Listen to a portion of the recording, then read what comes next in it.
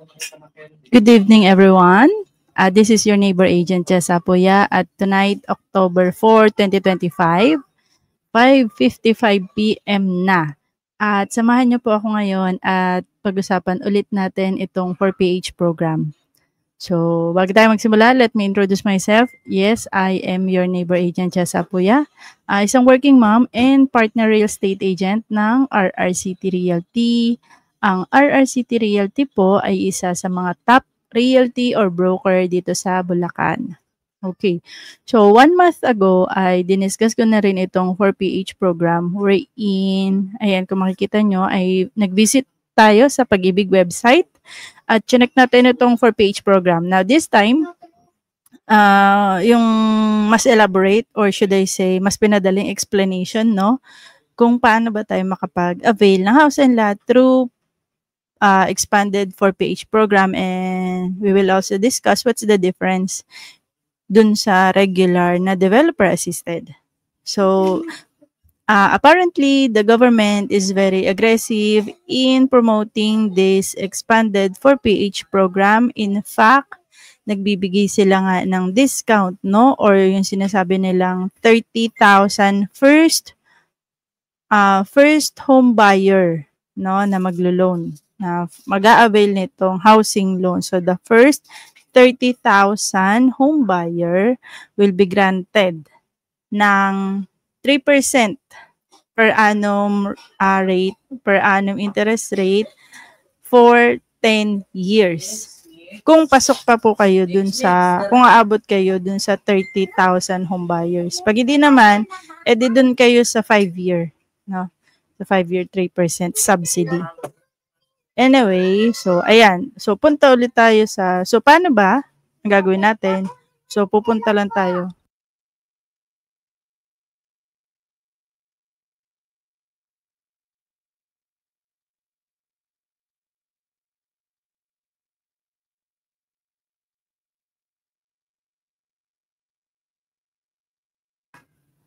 Okay. So, punta tayo sa Pag-ibig website and then punta tayo dyan sa home loans and then go to expanded 4PH program.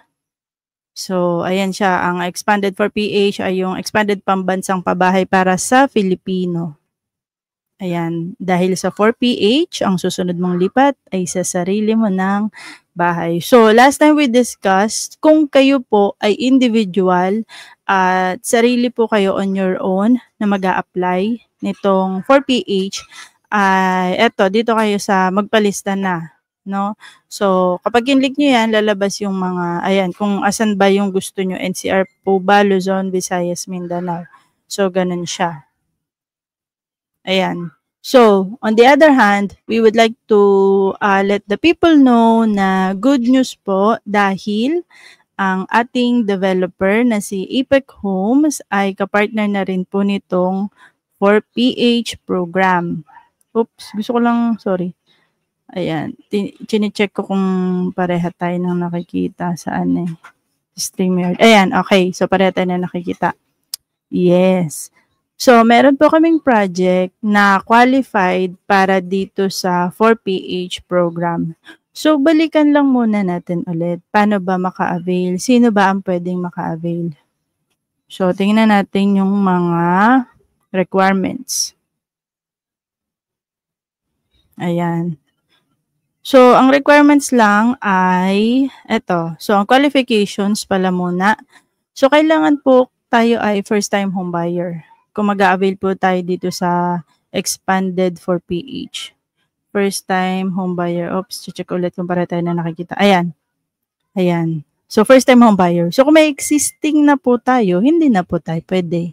Okay, so give chance na lang po sa mga first-time home buyer. And eto po, yung sa income, because the salary requirement is very important, no? Kapag naghahanap tayo ng mga house and lot. So, ang bawat total contract price ay may kaukulang required salary na sinet naman ni Pag-ibig. Dito sa expanded 4PH ay mas mababa na lamang siya. So, example, kayo po ay nagtatrabaho sa NCR, so National Capital Region. And if you are earning less or mas mababa pa sa 47,855, ay pasok na po kayo dito. Pwede na po kayo mag-avail. At kung kayo naman ay outside the NCR or nasa province area, kung kayo po ay sumasahod ng less than or mas mababa pa sa 34,685, ay pwede na po kayong maka-avail. So, ito yung mga parang challenge before, no? Sa mga homebuyer din na experience ko. May gusto silang bahay, pero yun nga, medyo hindi pasok yung salary. So, dito, mas madali na lamang po. Okay. And of course, nare-require po na dapat ay active Pag-ibig member with at least 12 months Pag-ibig savings. So, before kasi sa regular, ang nire-require natin ay 24 months, 'di ba? So, dito naman 12 months lang, no? So, 12 months lang and then active po kayo, ay yes. Pwede na po tayo maka-avail ng 4PH program. And same din naman, itong not more than 65 years old, especially sa pre-selling, no? Tayo naman siniset natin 65 na maturity date. Ayan, dapat hindi kayo lalampas or more than 70 years old at the date of loan maturity. Common naman ito. And then, of course, the legal capacity to acquire, 18 years old pataas, and then Filipino citizen, ganyan. And then, has passed satisfactory background, credit, and employment business checks. So, syempre, sinisi-CI tayo, di ba? And no outstanding Pag-ibig short-term loan. So, kung may mga salary loan tayo, ganyan. And kung mayroon man, it's okay. Just make sure lang na updated ang hulog natin. Yes, hindi, walang lapse. And of course, no Pag-ibig housing loan, foreclosed, canceled by. Kung first time home buyer kayo, this will not apply naman. No, yung mga loan foreclosed. Kasi first time nga eh. So, wala. And then, for the requirements, this is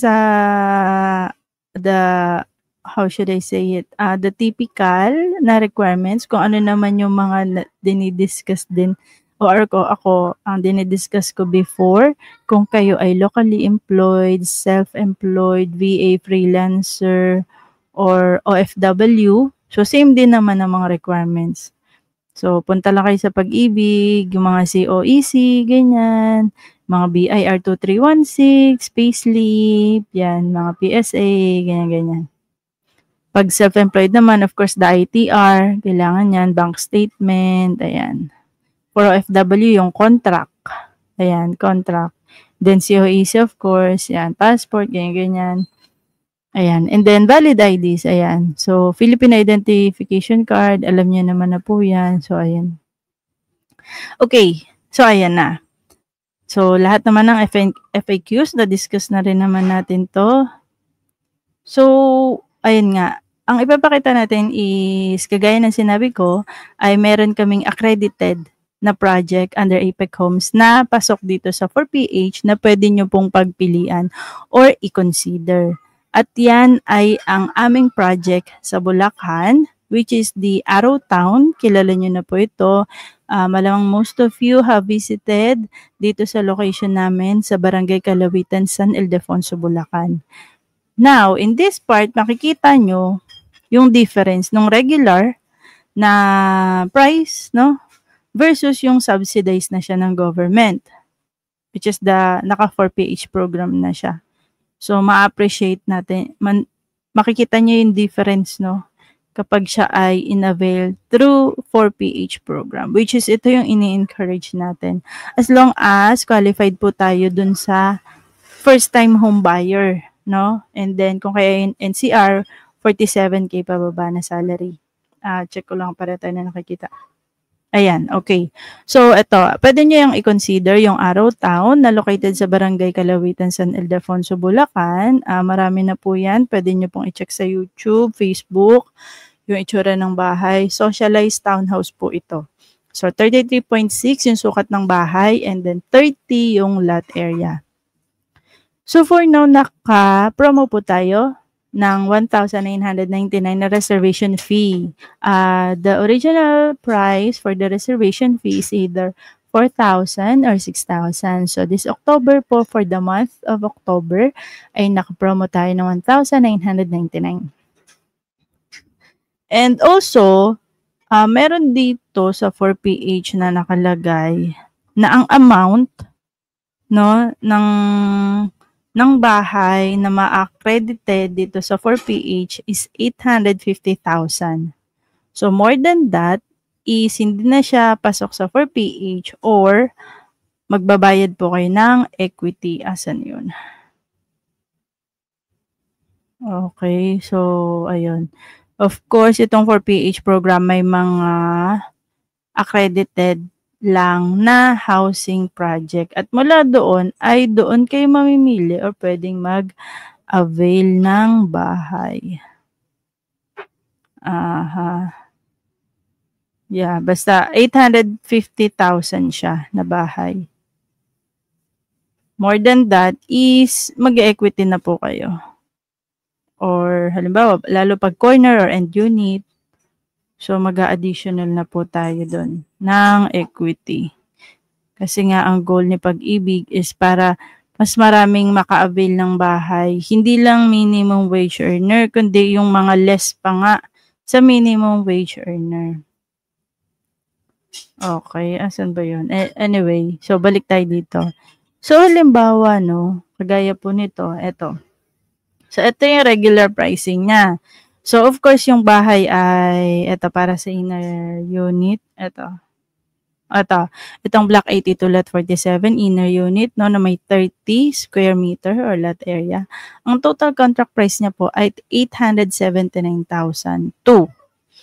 So, reservation fee po 1,999 and then yung gross equity na babayaran po natin is 72,003, which is gano'n naman po pag developer assisted na nagbabayad tayo ng down payment.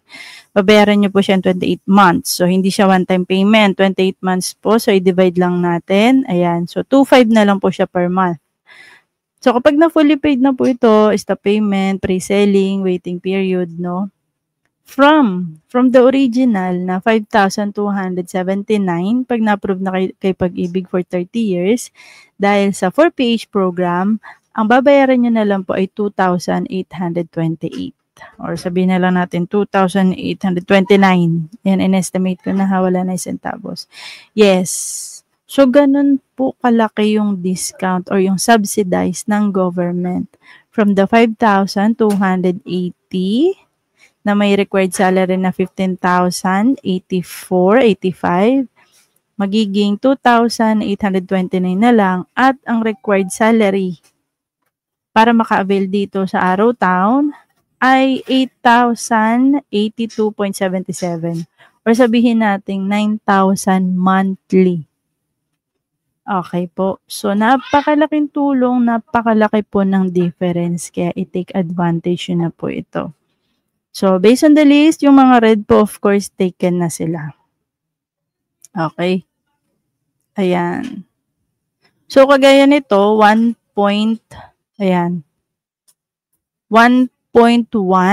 So, pag end unit, of course, bigger lot kasi. So, 1,999 and then 172.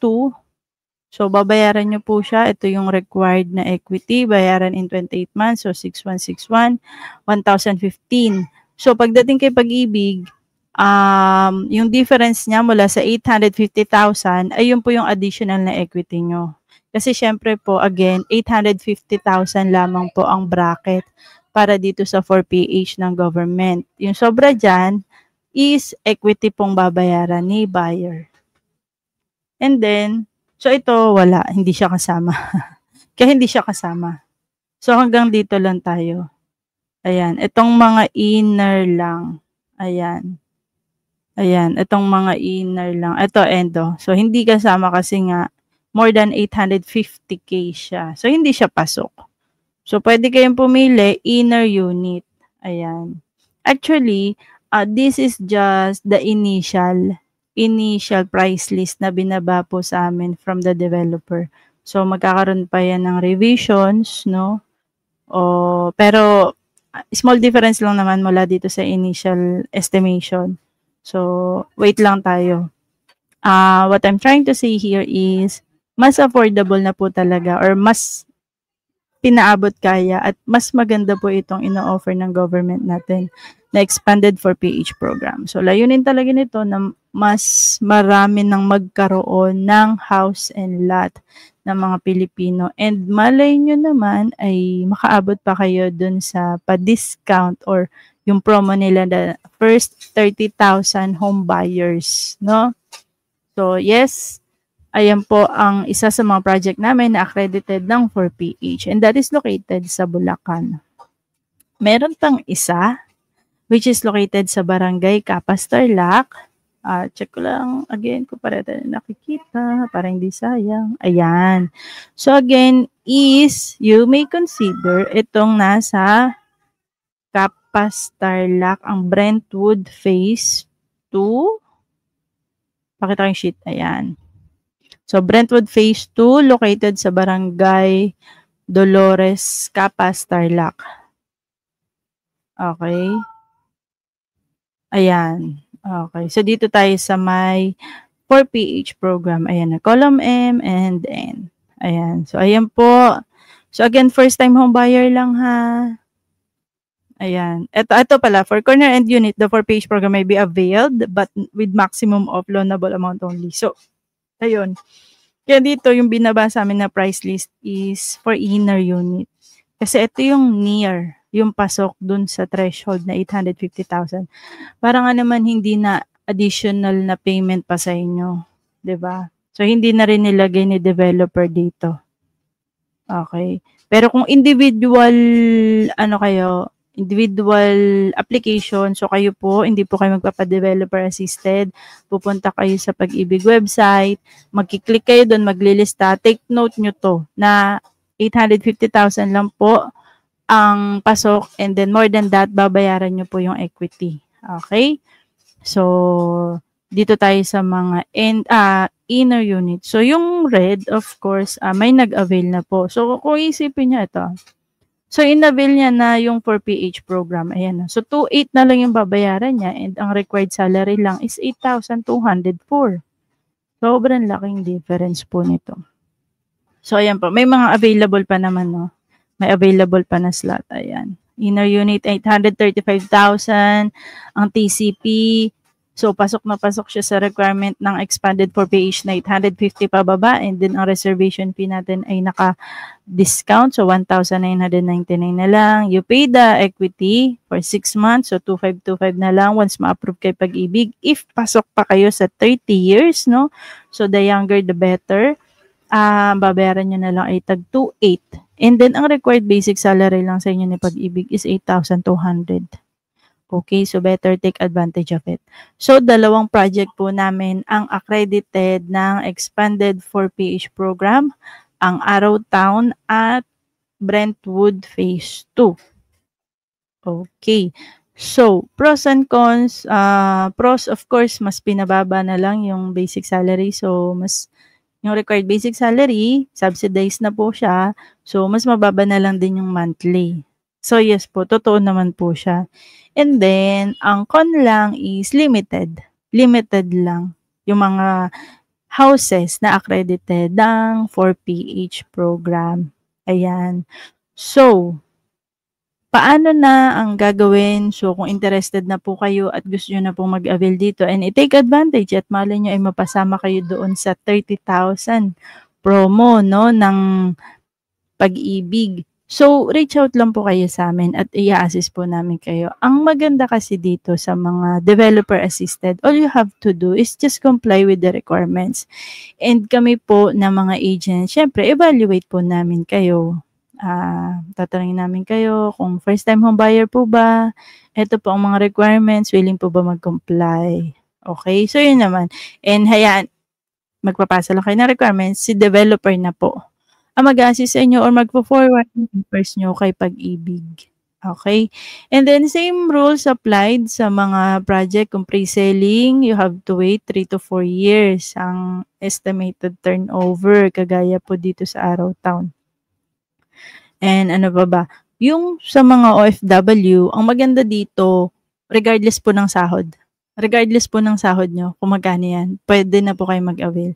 Magpasa lang po kayo ng requirements. And pili lang po kayo sa Brentwood, Phase 2 na located sa Barangay Dolores, Capas, Tarlac po ba ang gusto nyo? Or dito sa Araw Town na located sa Barangay Kalawitan, San Ildefonso, Bulacan. So either project, magaganda naman po yung mga locations namin.